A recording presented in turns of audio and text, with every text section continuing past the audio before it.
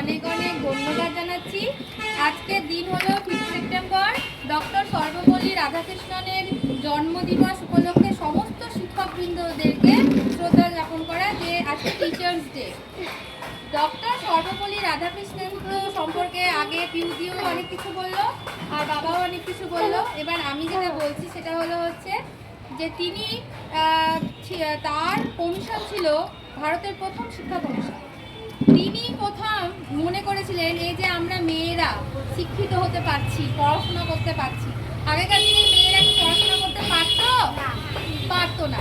তো তিনিই ছিলেন একমাত্র ব্যক্তি যার সৌজন্যে আমরা শিক্ষার আওতায় আসতে পেরেছি।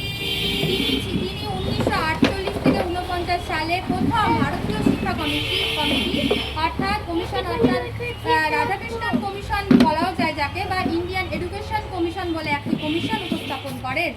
তিনি আমাদের মহিলাদের জন্য বিশেষ করে শিক্ষার কথা বলেন এবং তিনি এটাও বলেন যে শহরাঞ্চল এবং গ্রামাঞ্চল চিরকালই তফাৎ থেকে গেছে প্রচুর দিক থেকে, যাতায়াতের দিক থেকে বলো, স্কুলের দিক থেকে বলো, সমস্ত কিছুর দিক থেকে। কিন্তু তিনি প্রথম উপলব্ধি করেছিলেন যে শহরের ছেলেরা যদি সবাই স্কুলে যেতে পারে তাহলে গ্রামের ছেলে মেয়েরাও সমস্ত সুযোগ সুবিধা থেকে কেন বঞ্চিত হবে। তাই তিনি মেয়েদের জন্য, সমস্ত মানুষের জন্য শিক্ষার কথা বলেন এবং তিনি গ্রামীণ শিক্ষা, মাধ্যমিক শিক্ষা এবং উচ্চ শিক্ষার কথা বলেন। তার সৌজন্যে আজ আমরা বিদ্যালয়ে গিয়ে স্কুলে পড়াশোনা করতে পারছি, শিক্ষিত হতে পারছি, নিজের পায়ে দাঁড়াতে পারছি এবং নিজে মানে মানুষ তো সবাই মনুষ্যত্ববোধ আমাদের মধ্যে সেটা আমাদের মধ্যে তৈরি হচ্ছে। কারণ যখন আমরা কোনো কিছু শিখবো এবং সেখান থেকে বড় কথা যখন সেটা আমরা প্রয়োগ করবো তখন আমাদের মনে হয় যে সেই শিক্ষাটা সম্পূর্ণ হবে।